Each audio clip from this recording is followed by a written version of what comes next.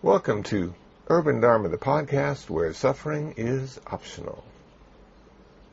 This is Reverend Kusala coming to you from downtown Los Angeles from the International Buddhist Meditation Center in the heart of Koreatown. What you're about to hear is Class 1, Part 2 of a 5-week class I taught at Loyola Marymount University in the spring of 2007. The title of the class was The Buddhist Eightfold Path, A Way to Happiness. So, Class 1, Part 2 of a 10-part series of talks I gave at Loyola Marymount University. Testing. These things are so handy. You know? Okay. So now, the most important part of the first night is the story of the Buddha. My story may or may not be interesting, but the Buddha story is very interesting. And what I liked about it when I first heard it was this, that he was a human being. Archaeological evidence that he actually existed. He had a wife. He had a child. You know, he was a son. I mean, he was like sort of a regular guy. And yet, through his own effort, his own perseverance, his own intuition, compassion, and wisdom, he ended up being a perfect human being. And he never got any more than that. He never became divine. He ended up being a perfect human being. And when I read that, I'm thinking, that is so cool, because I'm so far from divine, it's not funny. But at least I'm a human, and if I can be a bit more perfect than I am now, that's good. So he was born. His father was a king. His mother was a queen. His father wanted him to take over the family business and be the next king. It said he was kept secluded from the realities of life. He had dancing girls who played musical instruments. He had the best food, the finest clothing. You know, all those wonderful legendary stories that we hear about the Buddha. But one of the best stories for me was when he went into the streets of the city. Because he had been kept secluded from the realities of his life. He said one day to his charioteer, Channa, "Take me into the streets of the city, Channa. I want to see where the laughter comes from and the crying comes from." And they got into the chariot and they went into the streets of the city. And this is when he saw 4 things that forever changed his life. And the first thing he saw was this really old guy. And he hadn't been allowed to be around really old people. So all the people he had been around were youthful and beautiful. And now there's this really old guy. His teeth had fallen out, no hair, bent over from years of walking. And the future Buddha, Siddhartha, looked at him and said, "What's wrong with him? Why is he sick? What does he have?" And Channa said, "Oh no, you're misinterpreting it. He's old. And everybody that's born has to get old." What a shock. Because here he was in his youth and strong and good looking. And yet, he was going to end up like that. And they continued through the streets of the city. And then they saw this really sick guy. And he said, "Wow, how old is he? Look at him." Channa said, "Oh no, age is not his problem. He's sick. And everybody that's born has to get sick." So the future Buddha reflected on that. Young and healthy. But in just a matter of time, he too would look like that. He too would be over in pain because of sickness. Now they continued to the streets of the city and they saw this really dead guy just lying there. And the future Buddha misinterpreted him as being sick. And Channa said, "Oh no, he's not sick, he's dead. And everybody that's born has to die." Now, to be honest with you, when I first read that story, I thought, well, it makes a good story. But I'm sure he did see old people and sick people and dead people. I'm sure they didn't prevent him from seeing those realities of life. And then I thought about my life. And I thought about what my culture does for me. And, you know, if people get really old, we sort of put them in homes. So relatives and family and friends get to see them, but most of us don't get to see them. And if people get really sick, we try to put them in hospitals. so they can get proper care, but it also takes them out of the public eye. So they can be sick and miserable, and we don't have to be bothered by that. And then when somebody dies, well, what's the first thing we do? I was watching the news years ago, and there was this terrible car accident on the 405 freeway. And there were literally bodies in the middle of the freeway, and the first thing they did was cover the bodies so we couldn't see them. And then the ambulance came, and they have little windows, and you can't see through there, and they put the covered body in the ambulance, and then it went to the mortuary. And then friends and family bought him some new clothes and some new shoes, the dead guy, so he'd look presentable at his funeral. Covered him with flowers so he couldn't smell the decaying flesh. And actually, it looked like Uncle Max was just sleeping when he finally was shown. I mean, so we our culture pretty much does the same thing that the Buddha's parents did for him. We're prevented from seeing the realities of our life in the same way the future Buddha was. Now, the reason he left home many years later was not because he had seen those three visions, the old person, the sick person, the dead person, but it was the last vision that he saw. That was the reason he left home. And that was the yogi, the mendicant, the spiritual person, who seemed relaxed, calm, unaffected in the midst of all the suffering the Buddha had just seen. And he said to Chano, "Why is that guy so relaxed? Doesn't he see this?" And Chano said, "Yes, but he's a religious person. He's seeking answers in a different way, in a different place than these people." And I think at that moment it planted a seed in the future Buddha's mind that the secular path was not going to do it for him. It was going to be the spiritual path. But it said he was 19 when he saw these four visions. And he had been married for 3 years. He was married at 16. So he needed to do one thing before he left his family to seek the answers to the suffering. He needed to have a child. And finally, at the age of 29, he had his first child. And his first child was named Rahula.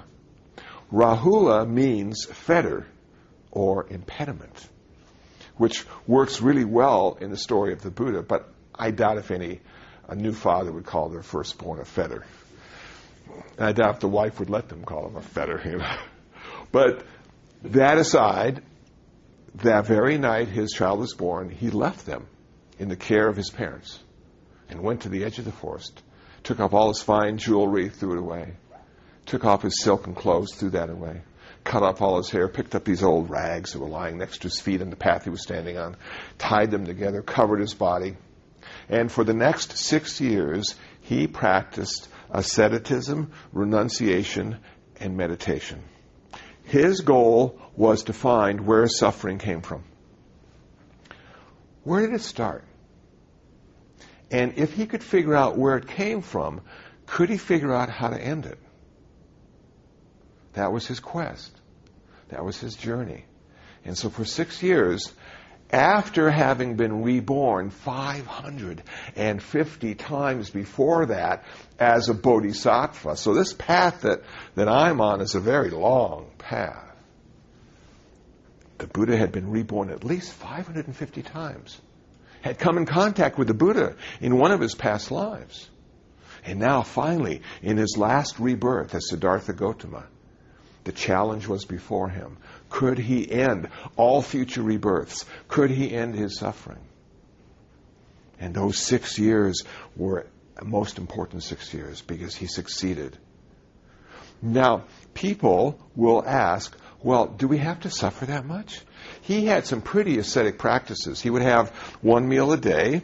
Sometimes for months, if not years, he wouldn't lie down at night to sleep. He would sleep in full lotus posture. The summer months, the hottest part of the day, he'd build 4 fires, one in each of the 4 directions. He'd sit between those fires and just sweat and feel so uncomfortable. At one point in his ascetic practices, he didn't eat anything. He almost died. And Sujata, the milk maiden, saw him, fed him some milk rice, brought him back to life. Wow. He was looking deeply. What does this body and mind hold for me?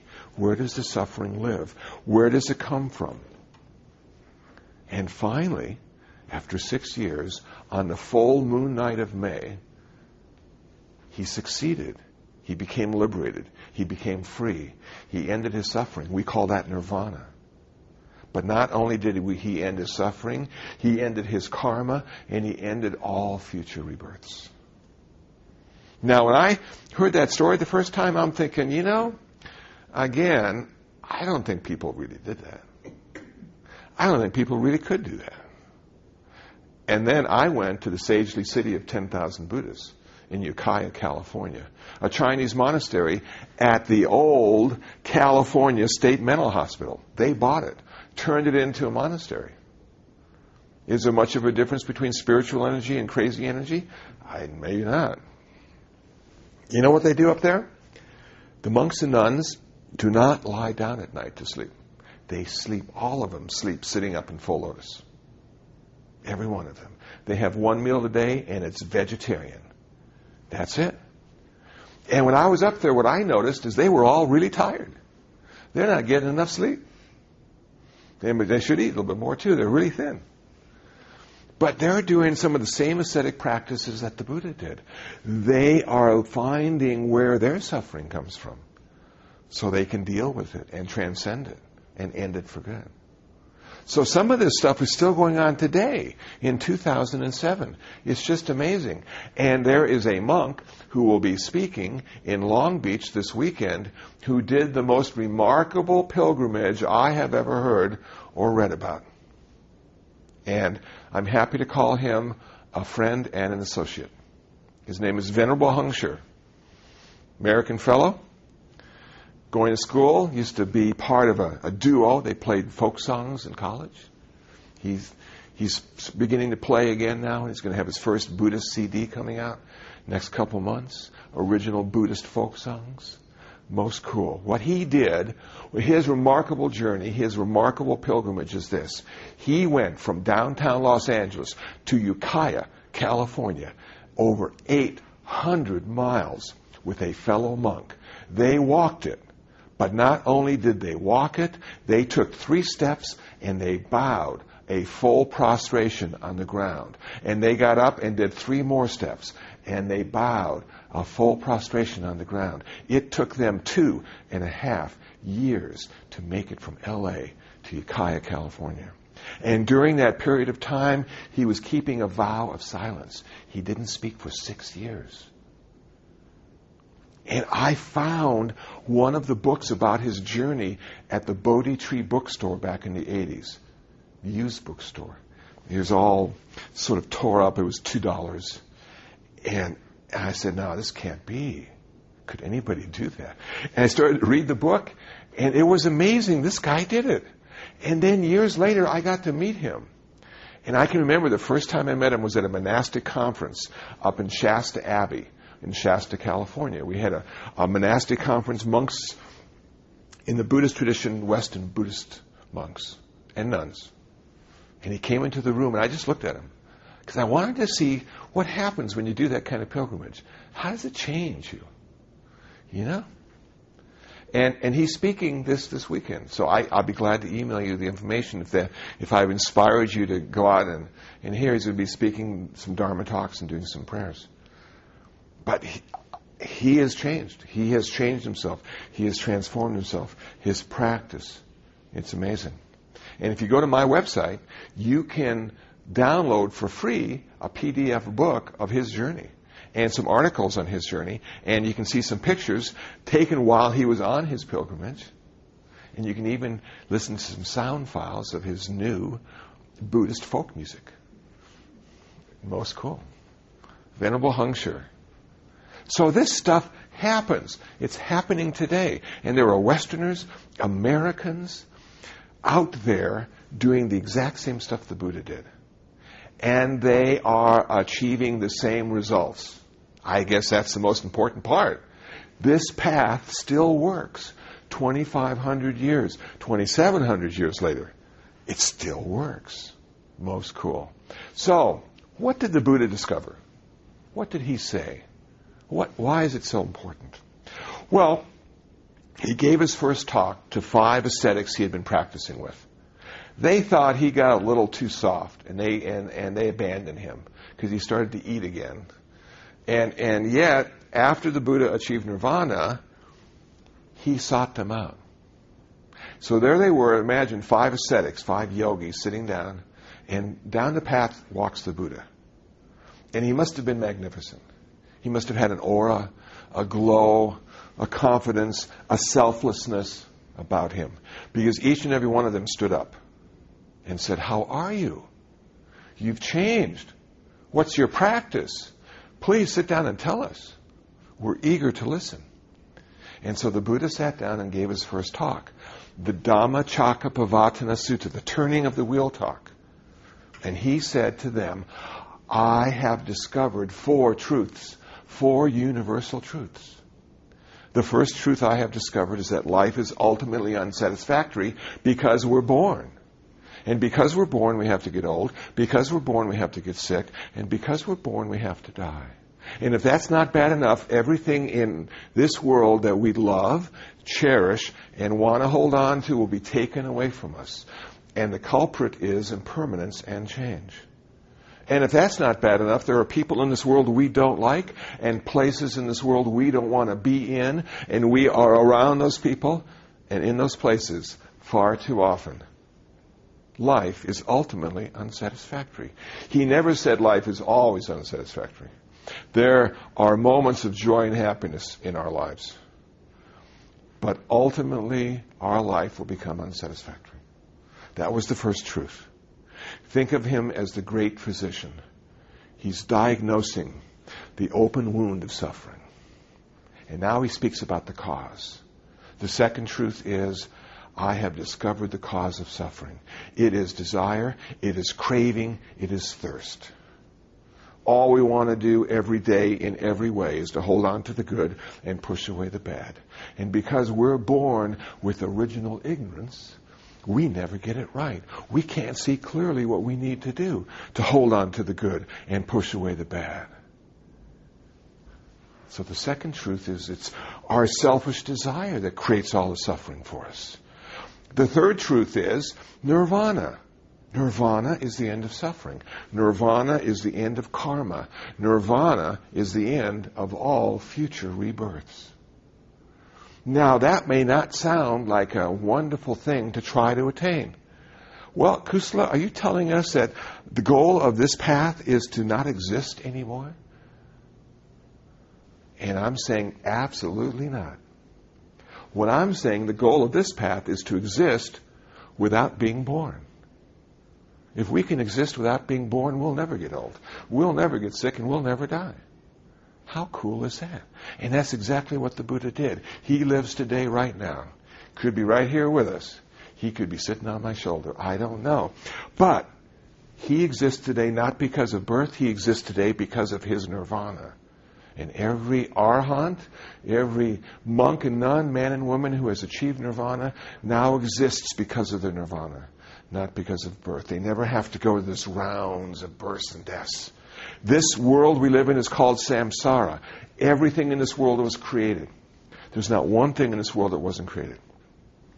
Our sense doors can only come in contact with things that were created. That's why it's really hard for us to understand what it means to exist without being born. Now, as a Buddhist, we don't talk about who created it. There are Buddhists who believe that God created the world. There are Buddhists who believe in maybe the Big Bang theory or the string theory or evolution. And for a Buddhist, that's fine, no problem with that. And there are some Buddhists that think the flying spaghetti monster was the cause of our creation. I'm one of those. Great website, too. You can get a t-shirt there. So, for a Buddhist, it's not why we're here. For a Buddhist, it's, well, what are you going to do now that you are here? Don't worry about the beginning. They've been thinking about that since man could think, since woman could think. They've been trying to figure out why we're here. They still haven't come up with a satisfactory answer. You could spend your whole life trying to figure that out and miss the opportunity to achieve nirvana. Most cool. So, he laid out in his 4 truths the path he took to get to nirvana. And that is the Noble Eightfold Path. That is the heart of the matter. And that's what we're going to be studying now for the next 4 weeks, the Noble Eightfold Path.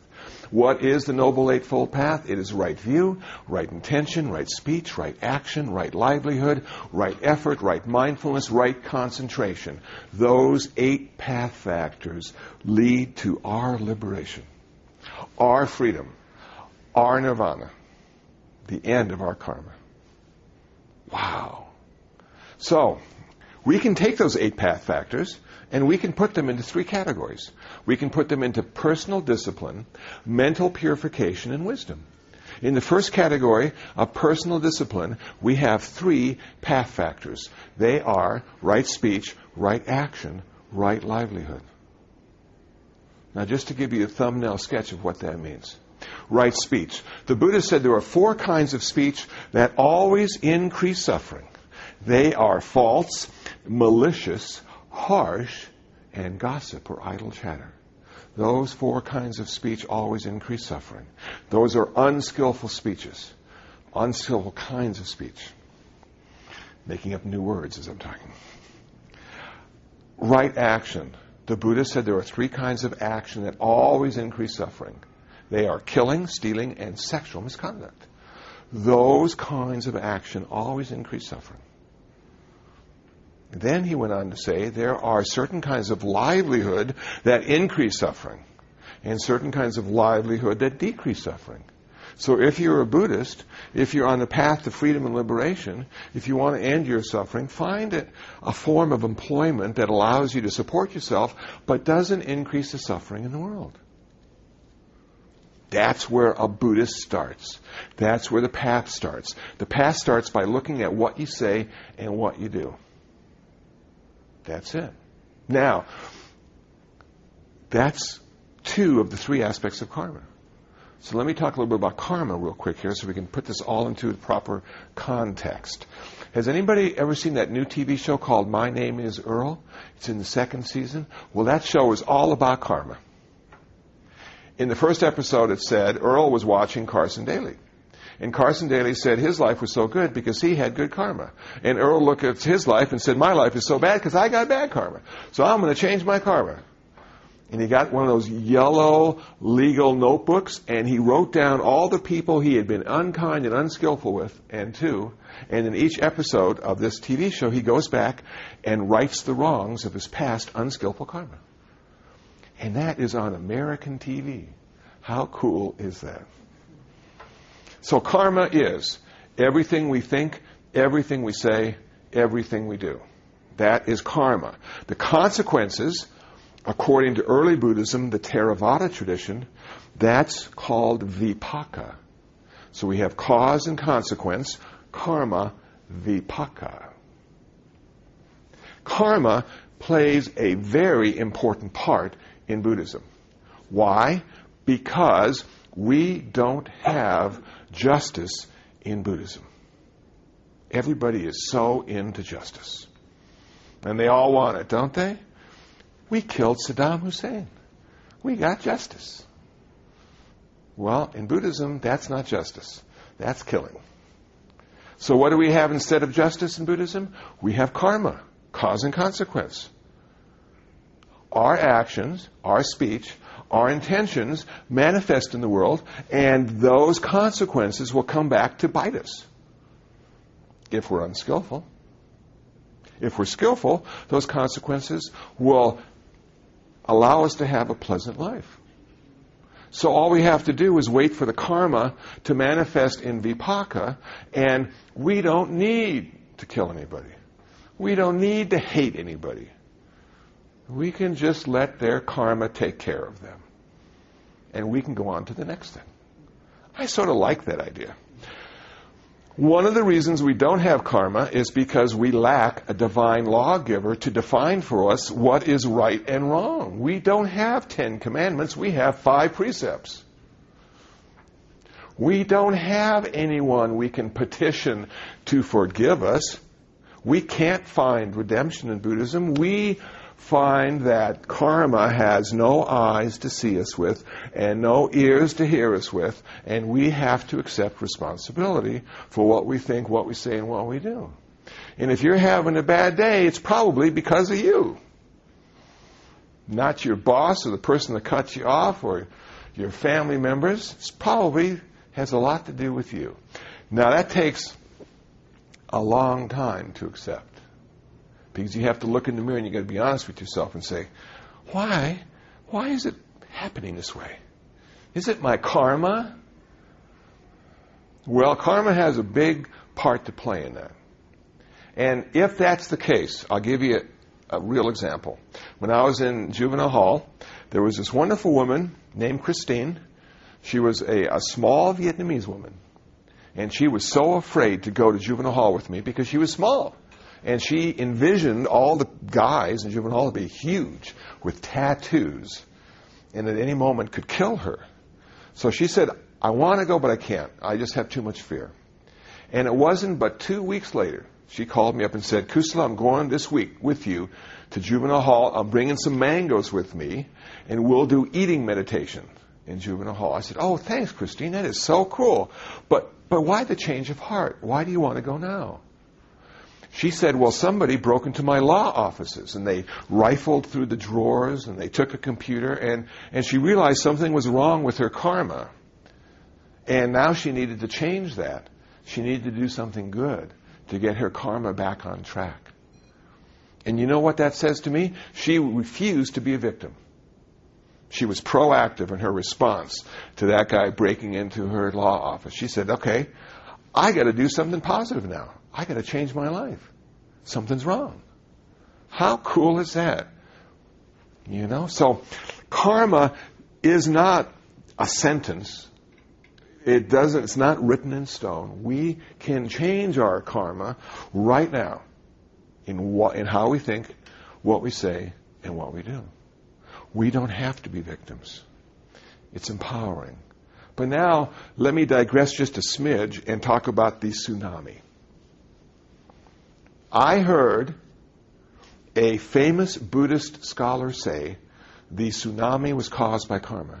It was those people's karma. That's why so many died. That's why so many lost their houses. I heard a Christian minister say it was their sin. And I am just cringing. It's such a simple explanation for such a complicated act. Tsunami. Well, what would a Buddhist say if they knew about the 5 niyamas, the 5 causes of why things happen?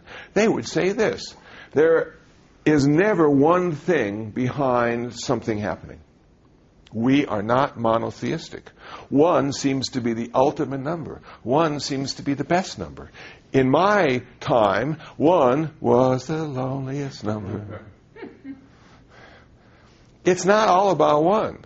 And now they call these times postmodern. They're deconstructing the 1, trying to find out what makes up the 1. Okay? Well, in Buddhism, we would say the 5 reasons why stuff happens are natural events, like earthquakes, plates moving, water shifts, waves hit the shore. There are sunspots. There is gravity. There's all sorts of natural reasons why stuff happens. Number 1. Number 2, why stuff happens. Genes and chromosomes, biology. Has a lot to do with why stuff happens. Has a lot to do with why stuff happens to us. Number 3, karma, the ethical component. If we're skillful, good things happen. If we're unskillful, uncomfortable things happen. For karma is a very important part of why things happen, but it's not the only part. 4th, it is dharma. It is your religious practice. The religious practice you have influences everything that happens to you, and may influence what happens to others as well. Finally, the 5th reason why stuff happens is mind. The Buddha said our mind leads our speech and action into the world. Our mind creates our reality. This whole world exists in this fathom-long body. Our world is not out there. Our world is in here. It's being created moment by moment. What we see out there is form and shape and movement, sound.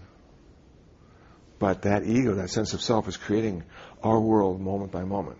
according to Buddhism. So mind has a lot to do with what happens and how we perceive it and how we discern it. Okay, those are the 5 reasons, according to early Buddhism, why things happen. We can never, ever break it down to one thing. Buddhism is polytheistic. We have a hierarchy of gods in Buddhism. And this might be a good time to talk about God. Are Buddhists atheists? Are Buddhists atheists? Absolutely not. The Buddha himself believed in the gods of India. He knew them to be true. Okay. So what does that make a Buddhist then? We are non-theistic. I know Buddhists who believe in God. There's nothing in Buddhism that would bring you to that conclusion, but they believe in God anyway. So it is okay for a Buddhist to believe in God. I have met some Buddhists who don't believe in God. They may have issues there. But there's nothing in Buddhism that says God doesn't exist. And then I've met a whole lot of Buddhists that just don't know. That probably is because of Buddhism. Because we don't talk about God. And why don't we talk about God? Because it seems, now I'm going to speak clearly on this, hopefully. It seems that God or gods can't end suffering. I imagine the Buddha 2,500 years ago on a full moon night petitioning the gods of India to step forward and end human suffering. He had seen old age, he had seen sickness, he had seen death. And they could do everything else. Why couldn't they end human suffering? And I imagine he petitioned them, please step forward. I've seen it. It is true. Can't you help? Can't you end human suffering? And not one of the gods in India stepped forward and said, I'll do it for you. He took it upon himself. He found the cause. He found the cure. And to each and every Buddhist in the world, he handed out the prescription to end suffering. So, that's how I look at it. God does a whole lot of stuff, but doesn't seem to end human suffering. For whatever reason. There's a Catholic priest friend of mine. I said to him, do you have suffering in Catholicism? He said, oh yes. He said, in fact, I don't think we could have Catholicism without suffering. And to be frank, I was a bit surprised. And then my mind started to work, and I said to him, you know what we're trying to do as Buddhists? We're trying to end suffering. If we succeed, does that mean we're going to end Catholicism too? He said, absolutely not. I said, okay, I feel better about it now. But people look at suffering as almost being beneficial. Think how much you learn when you suffer. Think how strong you become. I know. A Buddhist doesn't go there. Suffering is unsatisfactory. Suffering is unsatisfactory. Suffering is optional. Pain isn't. Suffering is optional. Pain isn't. In Glendale, California, 7th grade class, little Esmeralda, after a presentation I gave, raised her hand and said, Reverend Kusala, I now understand the difference between pain and suffering. Suffering is when you don't want to have the pain. She was in 7th grade. Buddhism is about coming to a place of profound acceptance with the way things are. Not needing them to be any different than they are. Not wanting them to be any different than they are. Seeing the perfection in every moment. Our life is perfect just the way it is. Now, I wake up in the morning and I'm going, if this is perfection, what the hell's imperfection? But I can't see it because I am deluded, I am ignorant. I have lust, I have greed, I have hatred. I can't see the perfection in my life. Can't see the perfection in your life. But Buddhism allows us to see that this life is just the way it's supposed to be. Wow. That's a lot to swallow. This is the way it's supposed to be. Hundreds, if not millions of people dying every day because of starvation. They don't have homes to live in, shelter, medical supplies. That's the way it's supposed to be. Oh, man. I guess this is ultimately unsatisfactory, isn't it? I guess this world is a really difficult place to live. I was invited to a peace conference. And everybody wanted to be warm and cozy. Oh, yeah, we can have peace in this world. This world's a great place. We can make it. We can just love everybody.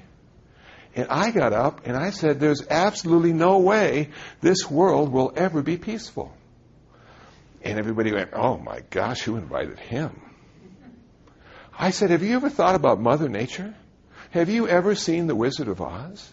What do you see? You see the lions and the tigers and the bears just waiting to eat you. Santa Monica Mountains, poison snakes, poison ivy, poison oak. I don't know what they look like. I sit or step in the wrong place, I'm scratching for weeks. This is a wonderful place to live. If I don't put enough food away for the winter, in the old days anyway, I'd starve to death. Isn't that just amazing? That this world of ours doesn't care at all about us. It is totally indifferent to whether we live or die. It's up to us. And that's why it's really good to have an ego, a self, self-awareness, discernment, because we have to survive. So, having said all of that, would a Buddhist go out and try to make the world a better place? Yes, they would. And why? Because it's about making the present moment a better place to live, not making the future a better place to live. According to Buddhism, we don't have a future. We don't have a past. We just have this ever-changing present moment that we live in. All those thoughts of when we were young and strong and handsome are just the ghosts of a past life in this very lifetime. Sometimes I do memorial services for my past lives. When I was 16 and I was a big jerk, and it still bothers me because I was such a jerk, I do memorial service for that 16-year-old boy who did the best he could at that time, and now he's dead, but because he lived, I'm here today. There is a causal connection, but I'm not him. He's not me. Yeah, it's this present moment. Time is what we use to measure the ever-changing flux and change within the present moment. Time doesn't exist. When we start getting into meditation, you can sit for 20 minutes. It could seem like 3 hours, or it could seem like 5. What is time? You know? So we don't turn away from the world. We just realize what we're working with. We're doomed to failure. We're never going to change the world and make it a beautiful place. We can make bad better, though. We can perhaps house a person or feed a person and reduce their suffering.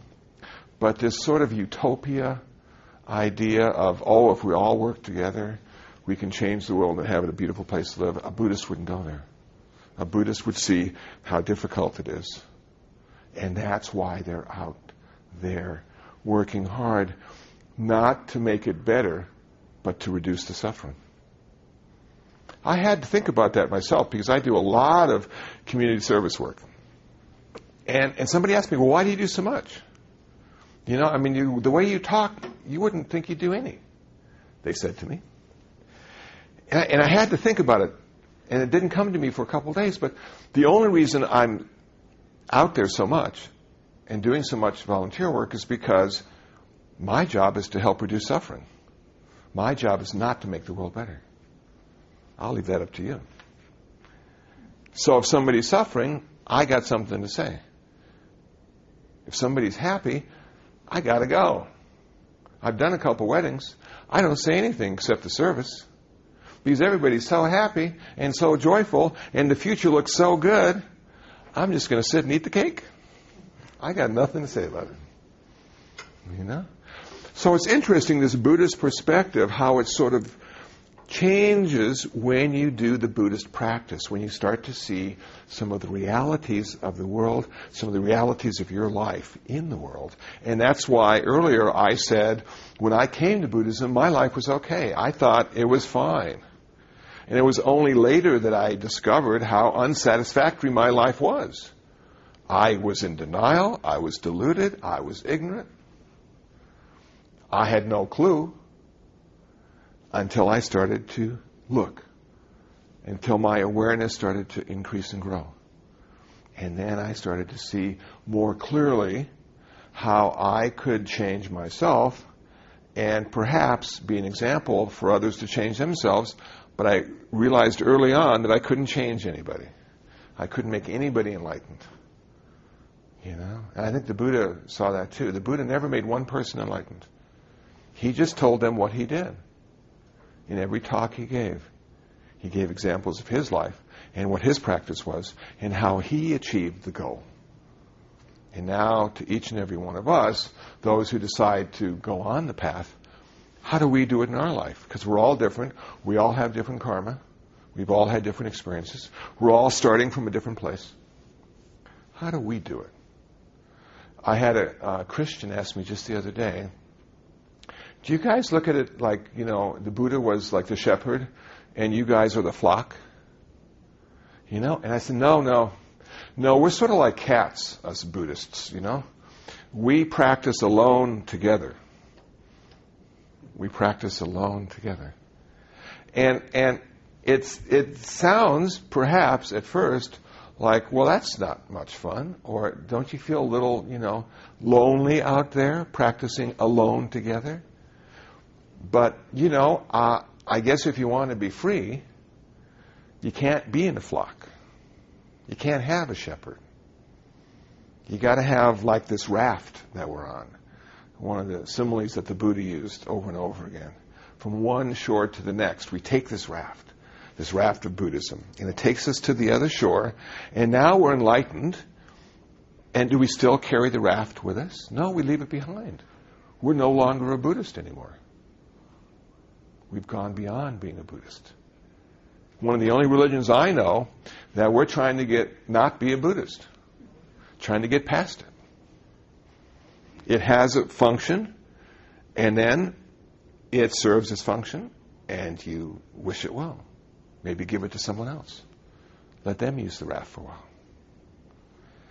Any questions so far? Have I triggered any thoughts? I'm just trying to take it all so much. Yeah. Yeah, I'm looking forward to reading your paper. Good. Hearing what. Yeah. Well, that's the website I put together, and for the Monks in the West Conference. So that paper that's there is by a Catholic. Yes. Oh, I see. Yeah. On why Catholics are celibate.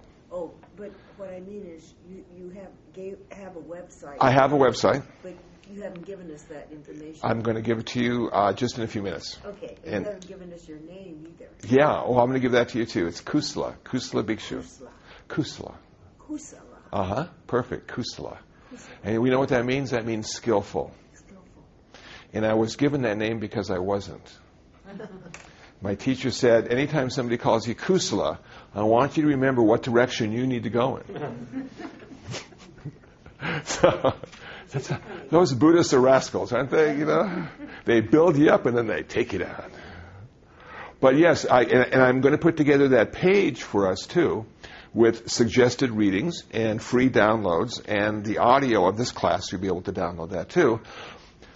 Because I find when I listen to some of my presentations, there is a whole lot of stuff. And even if you're the best listener, by the time you get home tonight, you're going to be thinking, well, gosh, he really said something profound, but I can't remember what it is. That's how I feel about it too. I must have said something profound, but I don't know what it is. So I find the audio works really well for that. And it gives you a chance to listen to the presentation in a different context as well, rather than a classroom where you're comfortable. So I'm going to give you all of that.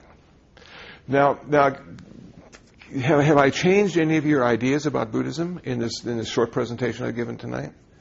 Did you come with some preconceived notions of what it was all about? And am I an iconoclast? Did I break those in a million pieces for you? Or am I am I sort of, am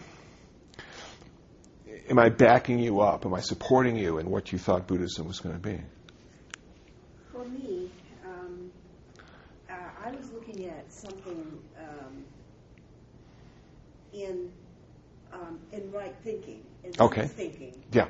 And how do I approach that level of living so that my mind, I don't know how to find the words to put it in, Okay.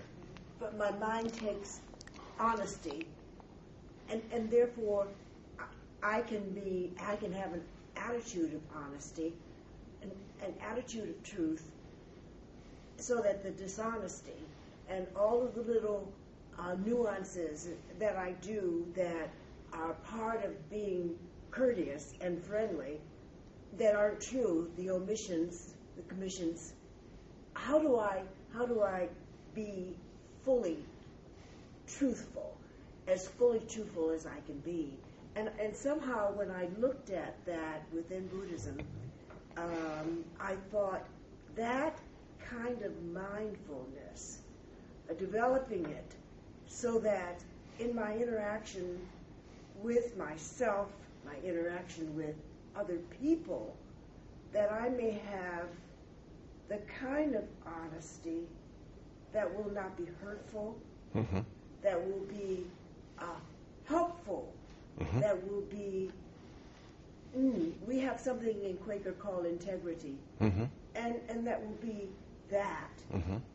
And this was one way of helping me to get a bigger mindset so that the little things don't override this piece of integrity, Okay. this mindfulness of truth. Yeah.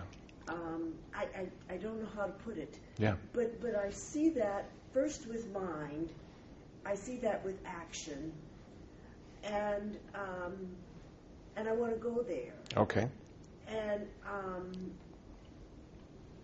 that's, I know that's difficult to go there. Yeah. But I think I can inch my way there. Mm-hmm. I can learn something Mm-hmm. about me Yeah. that'll make me inch over differently Yeah. to truth. Good. There's something about being authentic. You know, there's a part of us that is authentic. It's the us. It's the us that doesn't have lust but has love. It's the us that doesn't have greed but has generosity. And it's the us that doesn't have the anger and hatred. It has the love and compassion. And that's there. That's under all the stuff. And when I studied Buddhism, the first thing I saw was suffering, suffering, suffering. I'm going, wow, pessimistic. Then I said, realistic. And then I said, optimistic.